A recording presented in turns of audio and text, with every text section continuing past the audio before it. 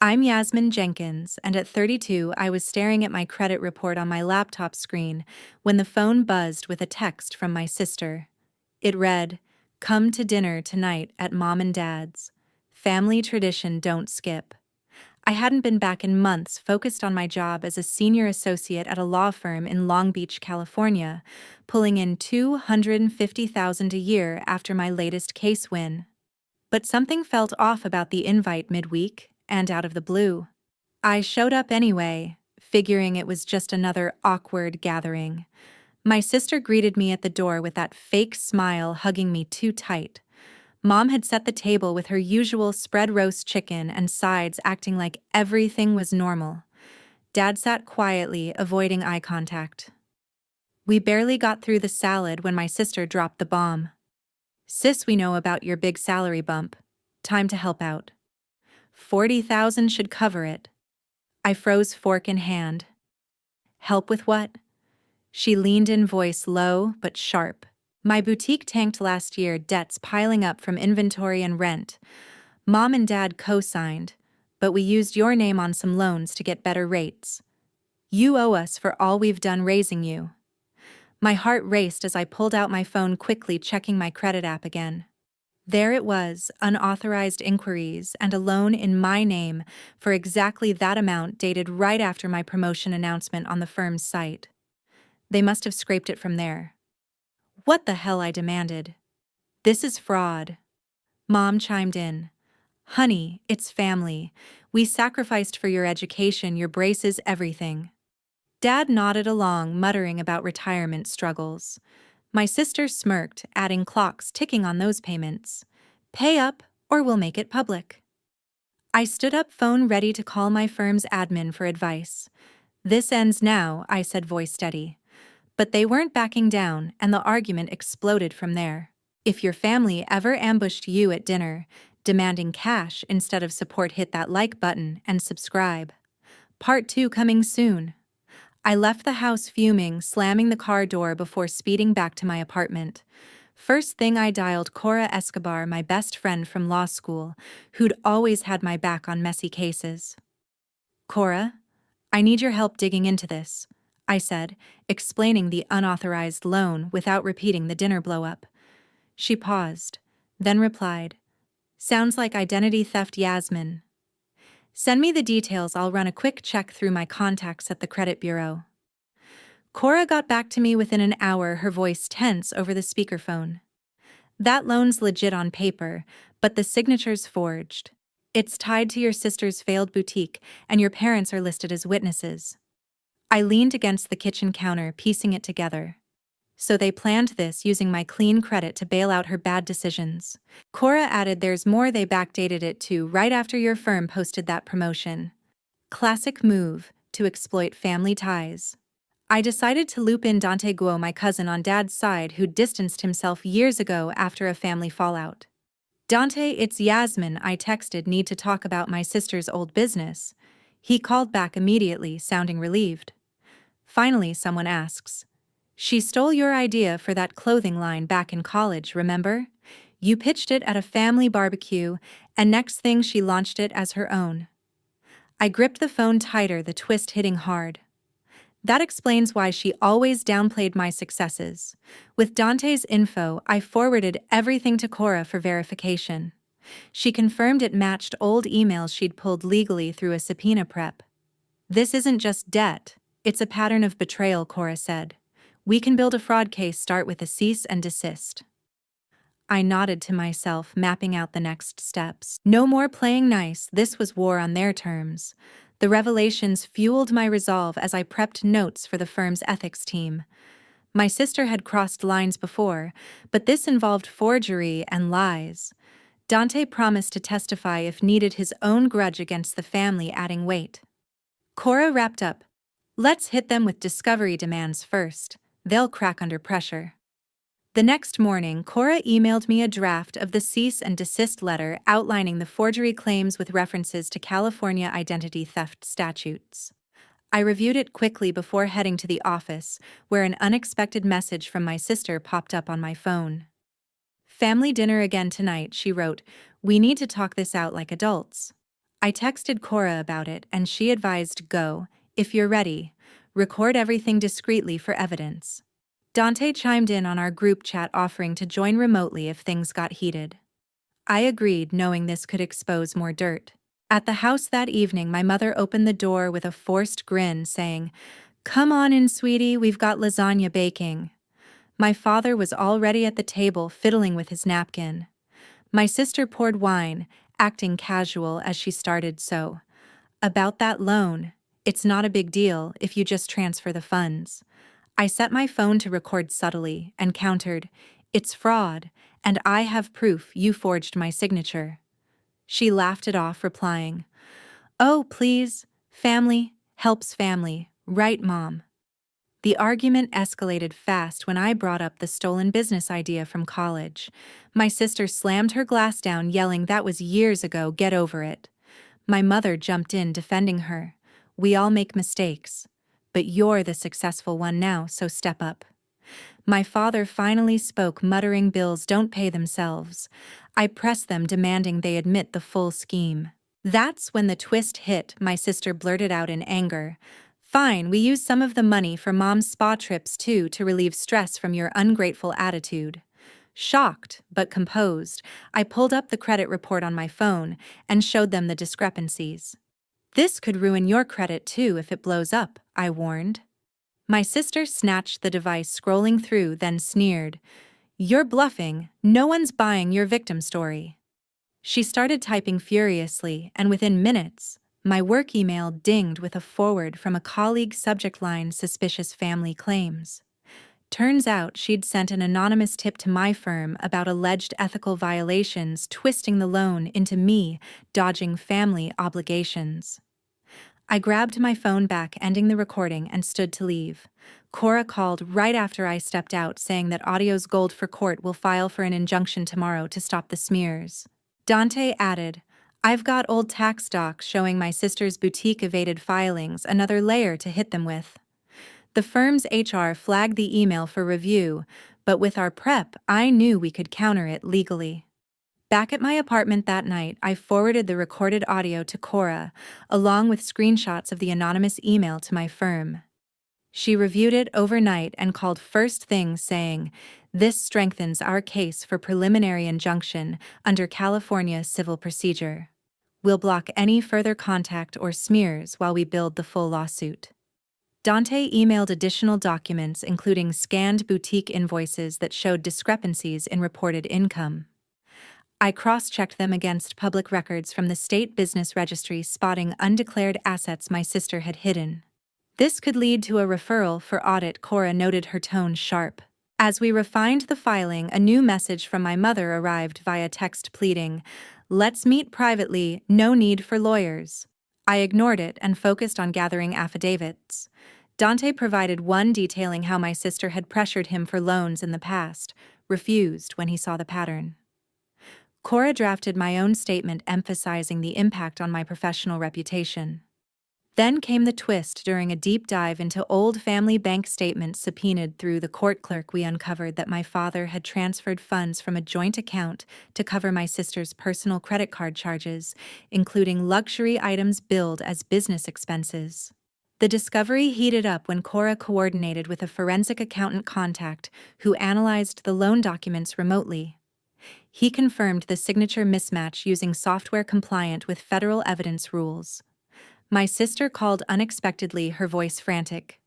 "You can't do this, it'll destroy us." I kept it brief, replying, "You started it by forging my name, now face the consequences." She hung up after ranting about family loyalty, but Cora advised logging the call as harassment evidence.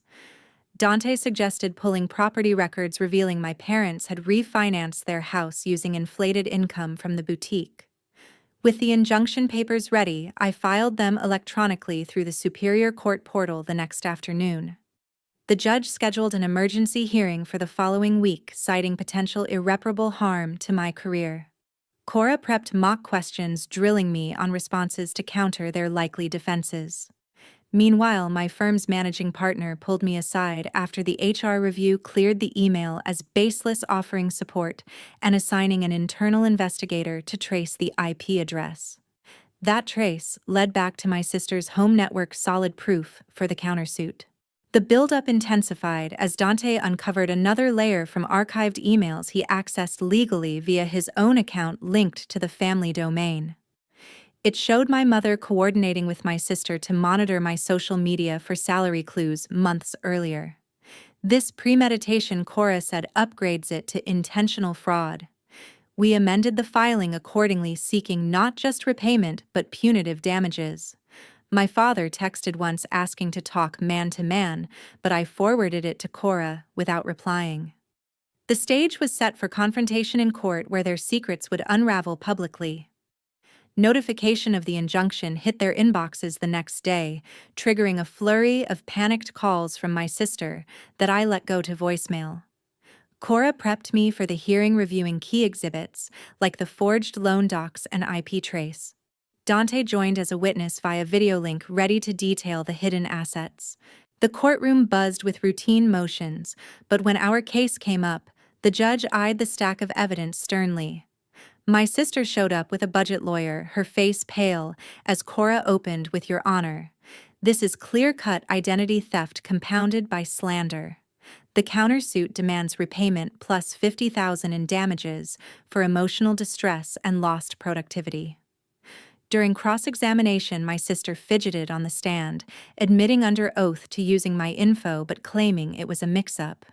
Cora pressed harder, presenting the bank transfers, and that's when the twist unfolded. The accountant testified that those funds traced to unreported offshore accounts in my mother's name, set up to dodge taxes on boutique sales. My mother gasped from the gallery, whispering to my father, but the judge silenced her. Dante followed, explaining how he'd refused similar schemes before, backing it with emails showing premeditated monitoring of my career. The defense stumbled, their lawyer objecting weakly to hearsay, but the judge overruled, citing the chain of custody for digital records. My sister broke down mid-testimony, blurting it was Mom's idea to track her promotions. My mother stood yelling, "That's a lie, we were just protecting the family." The bailiff warned her, and Cora capitalized, requesting an immediate freeze on their assets under fraud statutes. My father stayed silent, head down, as the revelations piled on, exposing years of manipulated finances tied to my achievements. As closing arguments wrapped, Cora hammered the pattern of exploitation while their side pleaded for mediation. The judge recessed briefly, then ruled in our favor, granting the injunction and ordering preliminary repayment of the loan principal. He referred the tax discrepancies to the IRS for investigation, adding this family's actions warrant scrutiny. My sister stormed out, muttering threats about appeals, but Cora whispered, "We've got them cornered now." Dante texted congratulations, noting he'd forwarded more docs to federal auditors. Post-hearing, the firm's investigator confirmed additional slander attempts blocked by the order. Cora filed for summary judgment on the countersuit, leveraging the admissions.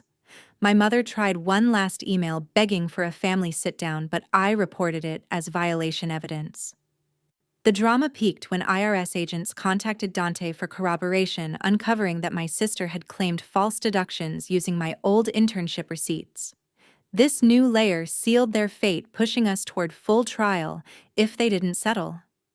The IRS probe kicked off swiftly after the referral, with agents subpoenaing boutique records that exposed a web of falsified invoices.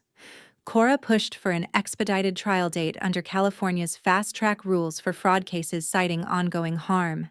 Dante testified remotely, laying out how my sister had looped in relatives for phony endorsements to inflate sales figures. My mother attempted a last-ditch voicemail, sobbing, "We can fix this without courts," but Cora logged it as tampering evidence. The defense scrambled, offering a lowball settlement of $10,000, which we rejected flat out. As prep intensified, the firm's investigator unearthed chat logs from my sister's old device recovered via warrant, showing her bragging to friends about leveraging my job for easy credit. In the trial opener, Cora presented the offshore evidence, prompting the judge to question my sister directly. She cracked under pressure, admitting, "Yeah, we skimmed some for vacations, but it was to keep the peace at home." That's when the new twist dropped. The accountant revealed traced wires linking my father's signature to unauthorized withdrawals from a family trust fund, meant for emergencies funneled to cover her losses. My father shifted in his seat, muttering excuses about protecting the household, while my mother interrupted, shouting, "He did it for all of us." The judge banged the gavel, warning her of contempt charges, and allowed Cora to introduce the false deduction claims as aggravating factors. The cross-exam turned brutal as Dante detailed the endorsement scheme, forcing my sister to confess recruiting cousins under false pretenses. Their lawyer tried pivoting to emotional pleas, but Cora dismantled it with timelines proving intent. My father took the stand reluctantly, stumbling over questions about the trust fund, finally conceding it seemed like the only way out. The revelations sparked sidebar arguments with the judge, ordering real-time asset disclosures. My mother texted during recess pleading, "Drop this and we'll disappear," but I forwarded it straight to Cora for the record. Closing statements sealed it, Cora arguing for maximum penalties under state fraud laws, while their side begged for leniency. The jury deliberated, briefly returning a verdict in my favor, awarding full loan repayment plus $75,000 in punitive damages. The judge imposed a permanent no-contact order and mandated asset liquidation to satisfy the judgment. My sister wept openly, yelling across the room, "You'll regret tearing us apart." But Cora high-fived me, saying this ends their games for good. Dante called post-verdict relieved, noting the IRS had frozen their accounts pending audit. With the win secured, I moved to enforce the judgment through court-appointed auction, bidding anonymously to acquire their house at a fraction of value. Eviction notices went out, forcing them into a motel while I resold the property for profit. The firm promoted me to partner, citing my handling of the personal crisis as proof of resilience. My mother made one final anonymous call, whispering apologies, but I hung up and blocked all traces. Dante stayed in touch sparingly, the only link worth keeping, as I rebuilt without their shadows. Months after the verdict, the asset liquidation wrapped up under court supervision, with proceeds wired directly to my account to cover the damages.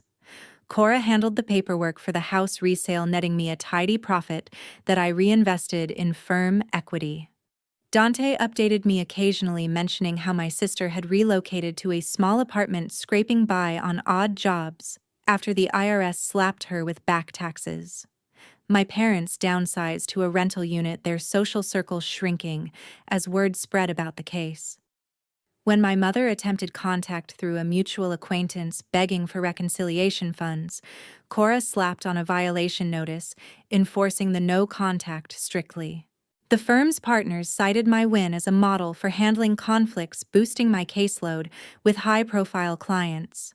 As the dust settled, a final envelope arrived from an anonymous sender containing old photos of family holidays, manipulated to include forged notes demanding shares of my earnings.